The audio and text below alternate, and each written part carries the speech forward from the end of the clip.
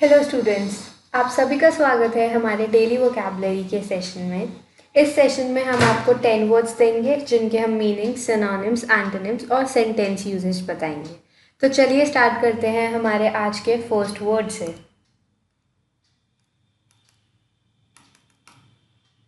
तो हमारा आज का फर्स्ट वर्ड है soporific. Soporific means tending to induce drowsiness और स्लीप, मतलब कुछ ऐसा जिससे हमें नींद आए, जिससे हमें लेजीनेस आए, उसे हम बोलते हैं सोफोरिफिक। चलिए देखते हैं इसके सिनोनिम्स। सिनोनिम्स में सबसे पहले आता है स्लीपिंग पिल। कोई भी एक ऐसी चीज़ जिससे नींद आए उसे हम सोफोरिफिक बोलते हैं, और स्लीपिंग पिल से तो नींद आती ही है, तो sleeping pill is also soporific. So sleeping pill, sleeping potion, sedative, calmative, tranquilliser, narcotic, opiate. तो ये हो गए हमारे इसके सिनोनिम्स। अब बात करते हैं इसके एंटोनिम्स की। एंटोनिम्स में सबसे पहले आता है upsetting, awake, exciting, invigorating and stimulating.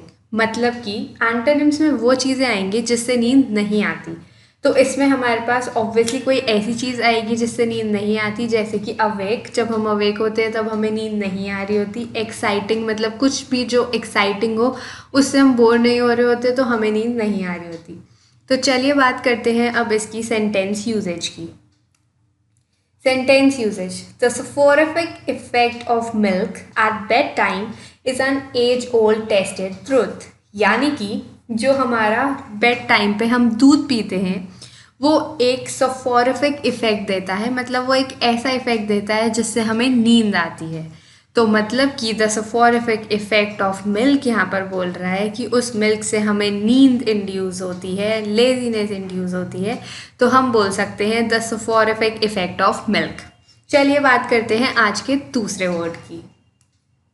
Okay, so next word for the day is insatiable.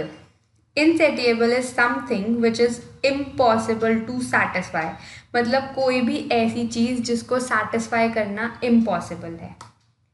Then इसके synonyms: unquenchable, unappeasable, uncontrollable, voracious, prodigious, gluttonous, greedy, hungry। तो अब अगर आपसे कोई पूछ रहा है कि what is voracious, तो आप बोल सकते हो something which is impossible to satisfy. तो इनसैटिएबल के एक वर्ड से आप उसके सिनोनिम्स का भी मतलब समझ रहे हो, जो आपकी काफ़ी हेल्प करेगा, बिकॉज आपको इन सारे वर्ड्स का मीनिंग पता चल रहा है। तो insatiable is something which is impossible to satisfy. तो अगर कोई हंग्री है, कोई बहुत ज़्यादा अगर हंग्री है, तो हमें नहीं पता उसको कैसे सेटिस्फाई करेंगे, so that is what you call insatiable. Then greedy, अब कोई बहुत ज़्यादा ग्रीडी है तो आपको नहीं पता उसको कैसे हम सेटिस्फाई करेंगे, so that is something you call insatiable. चलिए अब इसके एंटोनिम्स देख लेते हैं। एंटोनिम्स में आता है fulfilled, full, pleased, satiable, insatiable का उल्टा satiable, and satisfied. So something which is impossible to satisfy, तो उसका एंटोनिम हो गया something which is satisfied, so obviously satisfied. Fulfilled, अगर कुछ बिल्कुल ही फुल है या बिल्कुल ही उसके पास सब कुछ है, तो वो सेटिस्फाई ऑलरेडी हुआ है, तो वो हो गया हमारा इनसैटिएबल का एंटोनिम। अब इसकी सेंटेंस यूजेज देख लेते हैं। Hazare was an insatiable run gatherer. Hazare एक ऐसा रन गैदरर था, मतलब एक ऐसा बंदा था जिसको सेटिस्फाई करना बहुत मुश्किल था, मतलब वो कभी भी अपने रन से सेटिस्फाई नहीं होता था। तो that is what you call insatiable. चलिए नेक्स्ट वर्ड पे पढ़ते हैं।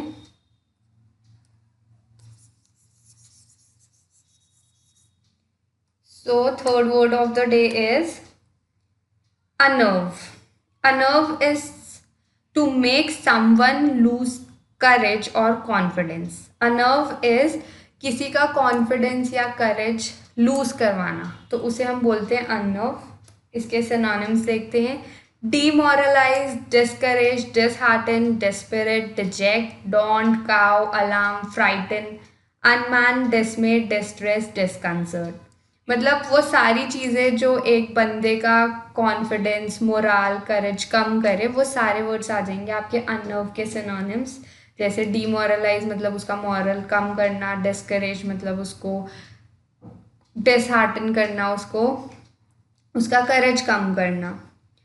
अब बात करते हैं इसके एंटोनिम्स की। तो एंटोनिम्स में आ जाएंगे समथिंग कि उसको एक तरीके से करेज देना, कॉन्फिडेंस देना। तो इसमें आ जाएगा calm, clarify, clear up, comfort, encourage, explain.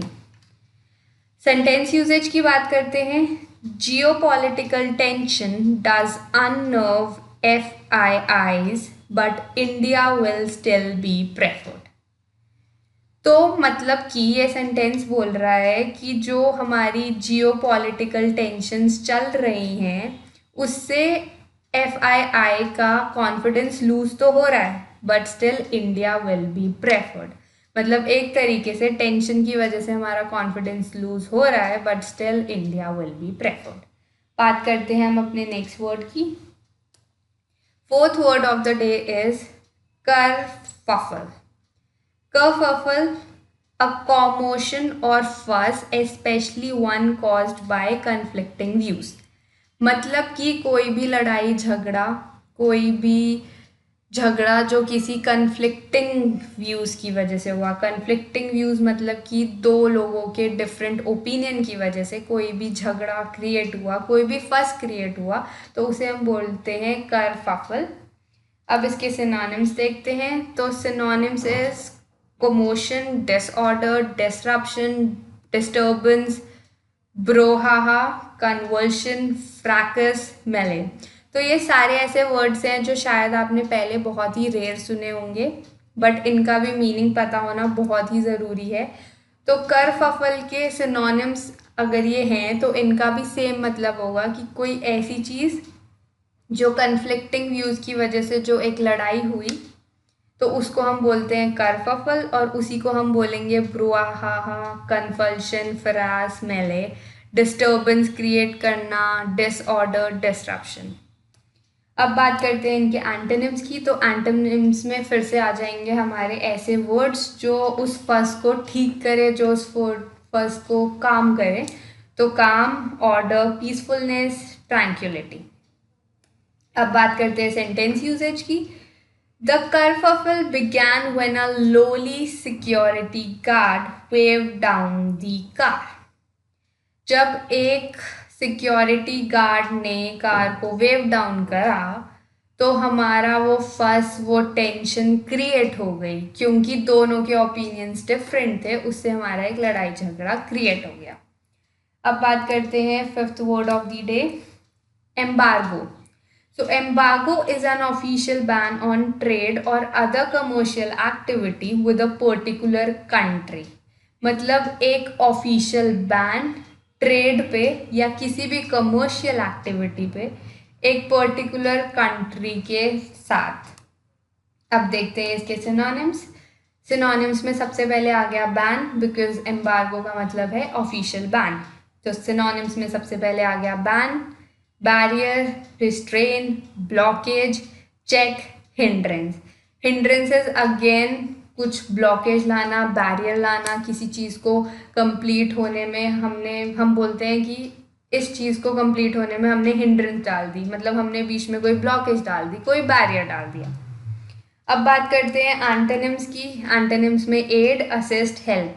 मतलब अगर किसी चीज़ पे बैन लग गया, किसी चीज़ में हम ब्लॉकेज डाल रहे हैं, किसी चीज़ में हम बैरियर डाल रहे हैं, तो उसका एंटोनिम हो गया कि हम उस चीज़ में हेल्प कर रहे हैं, उसको ब्लॉकेज हटाने में हम उसमें असिस्ट कर रहे हैं, हम उसको एड प्रोवाइड कर रहे हैं। अब बात करते हैं सेंटेंस यूजेज की।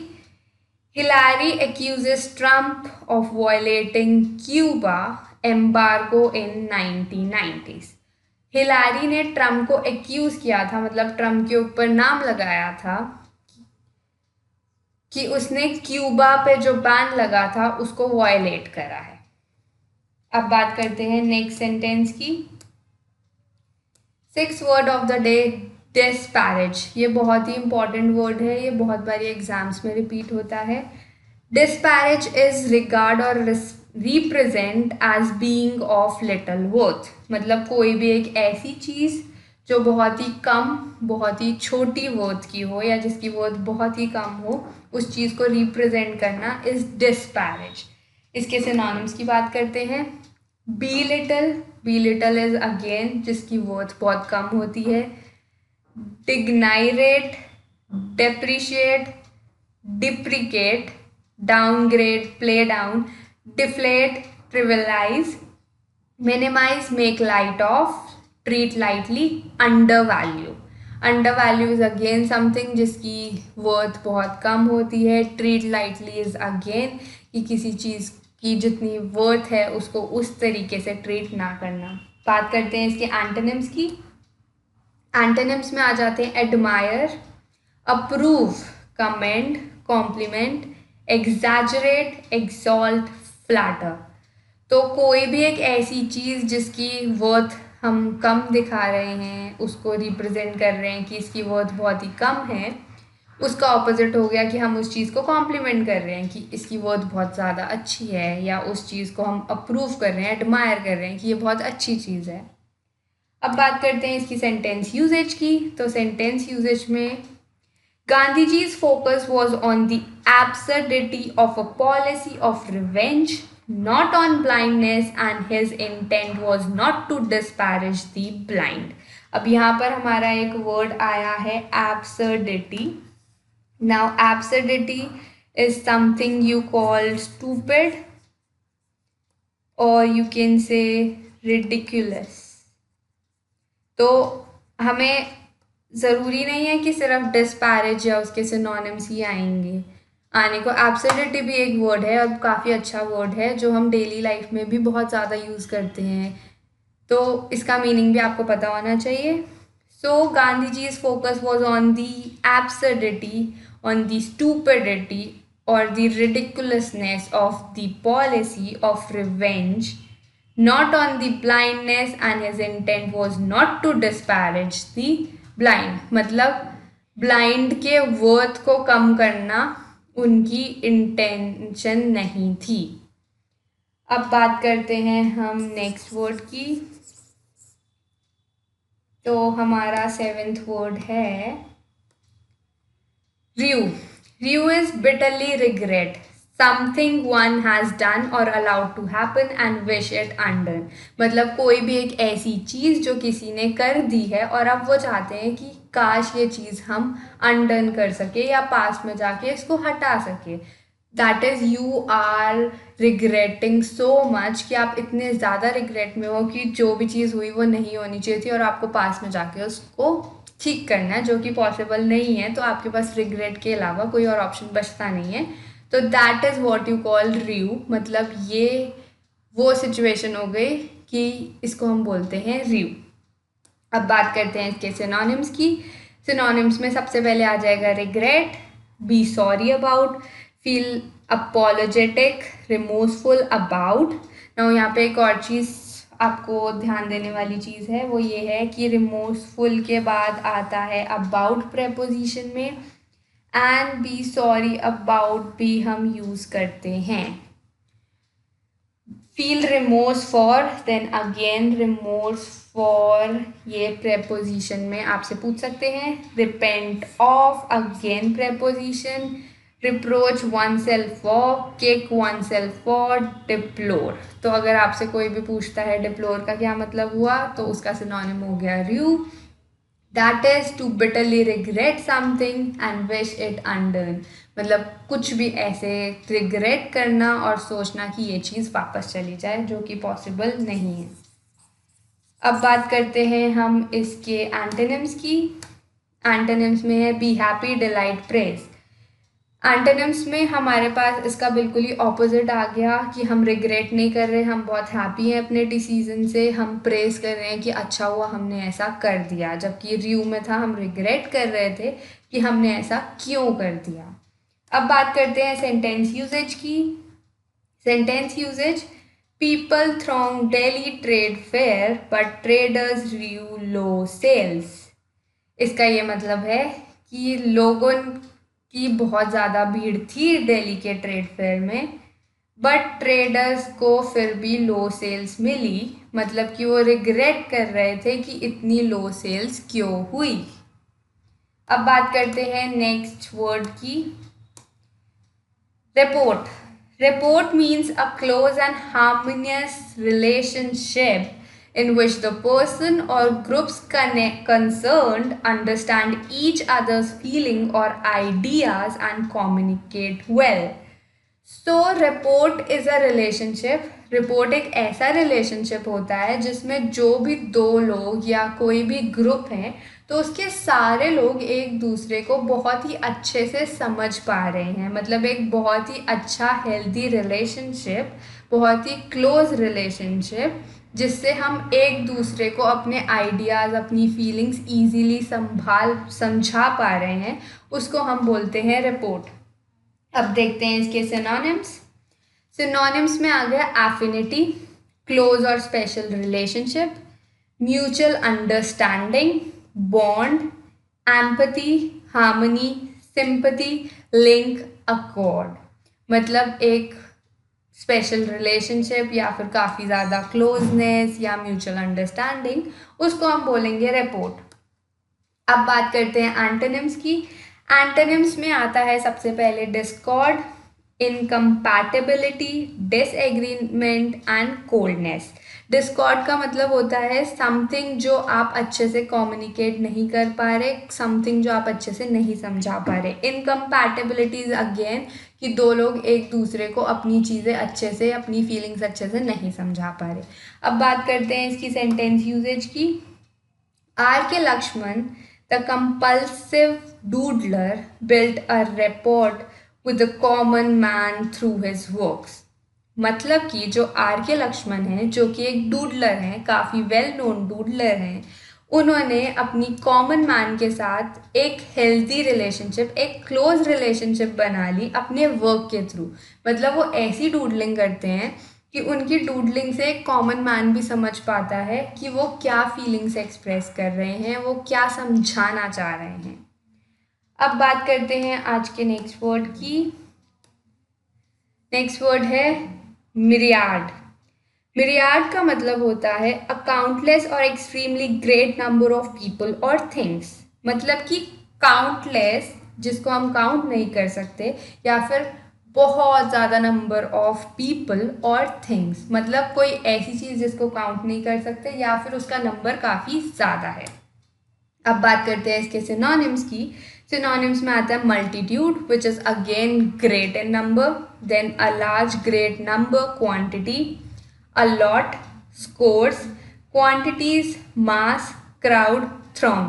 देन throng अभी हमने लास्ट भी एक पढ़ा था, एक सेंटेंस में throng था। Then throng is again large in number, large number को हम बोलेंगे throng।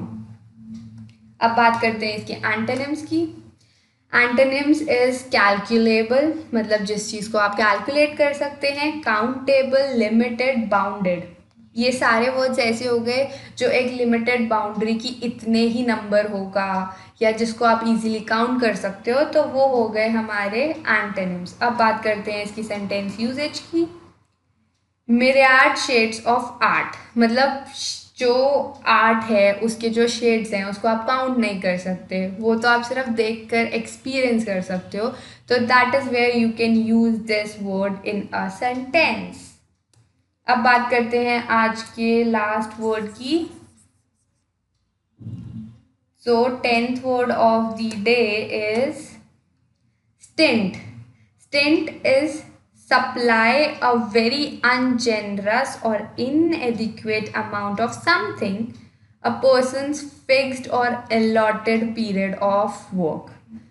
So stint is something कि आपने अपना वर्क जो कि या किसी भी चीज़ को आपने प्रोवाइड करा, उसकी क्वांटिटी काफ़ी कम थी, या फिर जैसे a fixed period of time या अलॉटेड पीरियड ऑफ टाइम जो एक पर्सन को दिया गया था, that is what you call a stint. मतलब बहुत ही लिमिटेड पीरियड ऑफ वर्क या फिर बहुत ही ज़्यादा कम अमाउंट किसी चीज़ का सप्लाई करना, वो स्टिंट कहलाता है। अब बात करते हैं इसके सिनोनिम्स की। सिनोनिम्स में आता है spell, stretch, period, time, turn, run, session, term. अब ये जो हमारा अमाउंट ऑफ टाइम से भी रिलेट हो रहा है, पीरियड ऑफ वर्क से रिलेट हो रहा है, तो यहाँ पे हमारे सिनोनिम्स आ जाएंगे period, time, session, then run. तो ये सारे हमारे हो गए सिनोनिम्स। बात करते हैं इसके एंटोनिम्स की। एंटोनिम्स में आ गया एंटरटेनमेंट, फेलियर, फन, पास टाइम। मतलब अगर हम स्टिंट की बात करें तो वो काफ़ी ही कम अमाउंट में किसी चीज़ को अगर हम प्रोवाइड करते हैं तो उससे फ़न नहीं आता, उससे आपको एंटरटेनमेंट नहीं मिलता या उससे आपका टाइम पास नहीं होता। तो एंटोनिम्स में आ जाएंगे एंटरटेनमेंट, फेलियर, फन और पास टाइम। अब बात करते हैं इसकी सेंटेंस यूजेज की। The CM had said a 7-year stint should be made compulsory for medical graduates from government colleges in the state. CM ने बोला कि एक 7 ईयर का स्टिंट या फिर थोड़ा सा अलॉटेड पीरियड ऑफ टाइम होना चाहिए कंपल्सरी मेडिकल ग्रेजुएट्स के लिए जो गवर्नमेंट कॉलेजेस से पास होते हैं। मतलब स्टिंट यहाँ पर एक अलॉटेड पीरियड ऑफ वर्क के लिए आया है। जो अलॉटेड पीरियड ऑफ टाइम है हमारा 7 ईयर्स है, तो स्टिंट हमारा इस 7 ईयर के पीरियड्स के लिए यूज़ हुआ है।